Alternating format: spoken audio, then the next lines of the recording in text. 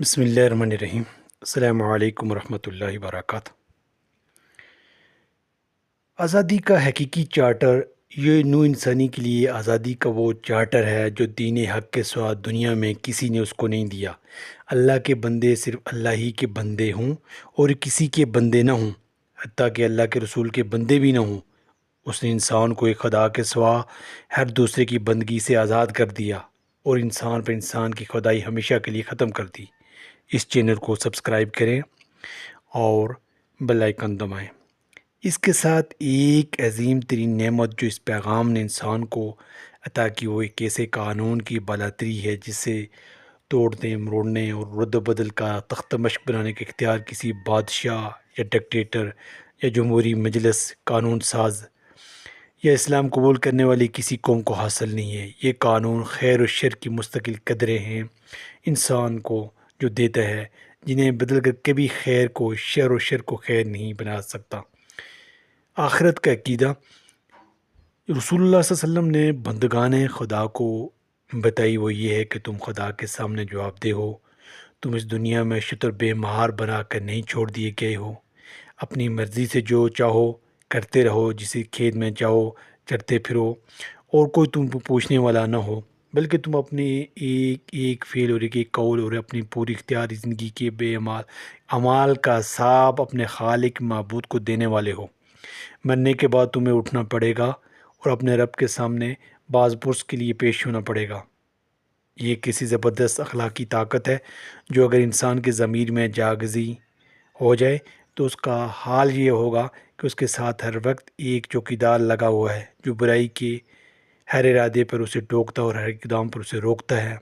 بار کو گرفتار کرنے والا پولیس اور سزا دینے والی حکومت موجود ہو یا نہ ہو، اس کے اندر اتنا محتسب ایسا بیٹھا رہے گا جس کی پوکڑ کے خوف سے وہ کبھی خلوت میں، جنگل میں یا اندھیرے میں یا کسی سنسان جگہ میں بھی خدا کی نافرمانی نہ کر سکے گا۔ اس سے بڑھ کے انسان کی اخلاقی اصلاح اور اس کے اندر ایک مستحکم کردار پیدا کرنے کا ذریعہ نہیں ہے۔ دوسرے جتنے ذرائع بھی ہیں، آپ اخلاق سنوارنے کی کوشش کریں گے اس سے آگے نہ بڑھ سکیں گے۔ بلائی دنیا میں فائدہ مند اور برائی نقصان دہ ہے، اور یہ کہ ایمانداری ایک اچھی پالیسی ہے۔ اس کا مطلب یہ نہیں کہ پالیسی کے اعتبار سے اگر برائی اور بے معنی مفید ہو، اس سے نقصان کا اندیشہ نہ ہو تو اسے بلا تکلف کر ڈالا جائے۔ اس نقطہ نظر کا تو یہ نتیجہ ہے کہ جو لوگ اپنی انفرادی زندگی میں اچھا رویہ رکھتے ہیں وہی اپنے قومی کردار میں انتہا درجے کے بے ایمان، دغاباز، لٹیرے، ظالم، جابر بن جاتے ہیں۔ بلکہ انفرادی زندگی میں وہ اگر بعض معاملات میں اچھے ہوتے ہیں تو بعض میں دوسرے معاملات میں بہت برے ہوتے ہیں۔ آپ دیکھیں گے کہ ایک طرف وہ کاروبار میں گرے و برتاؤ میں، خوش اخلاقی میں، اور دوسری طرف شرابی اور زانی، جواری، سخت بدکار، سیاہکار ہیں۔ ان کا مقولہ یہ ہے کہ آدمی کی پبلک زندگی اور چیز ہے، پرائیویٹ زندگی اور نجی زندگی۔ کسی کے ایپ پر کوئی ٹوکے تو ان کا تو یہ ہوتا ہے جواب ہوتا ہے ان کا کام سے کام رکھو۔ اس کے بالکل برعکس آخرت کا عقیدہ یہ ہے جو کہتا ہے کہ برائی ہر حال میں برائی ہے، اور دنیا میں وہ مفید ہو یا نقصان دہ۔ جو شخص خدا کے سامنے جواب دہی کا احساس رکھتا ہے، اس کی زندگی میں پبلک اور پرائیویٹ کے دو شعبے الگ الگ نہیں رکھے ہو سکتے۔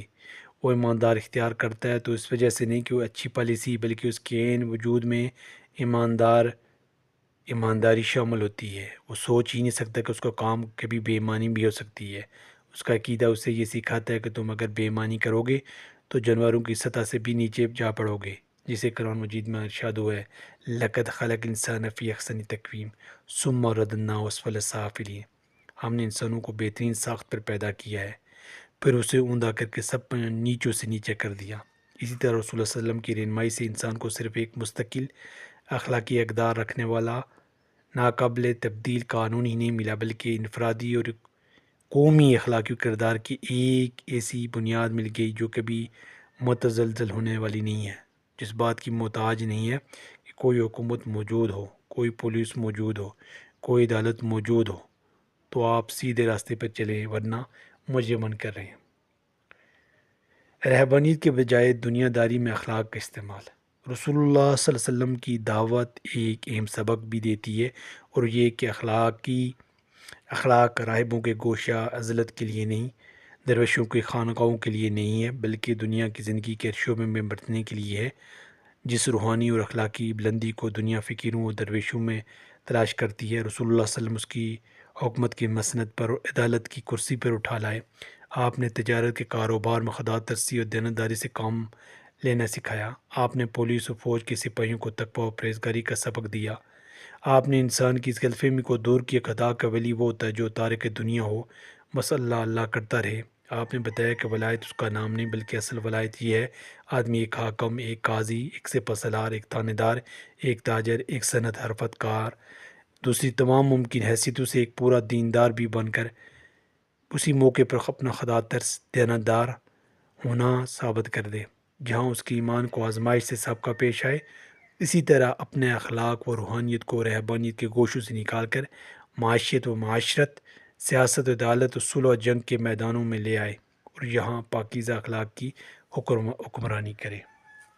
زندگی ایک موقع ہے، کام کریں، بہت اچھا کریں، آگے بڑھنے کی کوشش کریں اور دین کو سیکھیں۔ جو چیز دین کی ملتی ہے وہ بھرپور حاصل کرنے کے لیے کوشش کریں کہ ہم دین کو سمجھیں، روزانہ کی بنیاد پہ ہم چیزیں سیکھیں اور اپنی زندگی پہ عملی طور پہ لے کے آئیں۔ اللہ کے رسول نے جو تعلیم دی ہے وہ ہر جگہ ایک بہترین نمونہ ہے جو ہماری زندگیوں کو نور کی طرف روشنی اور تاریکی سے نکالے گی۔ تو اس پہ ہمیں کام کرنے کی ضرورت ہے اور نبی صلی اللہ علیہ وسلم کے جتنے مبارک طریقے ہیں ان کو سیکھنے کی ضرورت ہے۔ بار بار ان چیزوں پہ ہم اعادہ کریں گے، دیکھیں گے کہاں ہماری غلطی ہو رہی ہے۔ زندگی خوبصورت موقع ہے۔ والسلام۔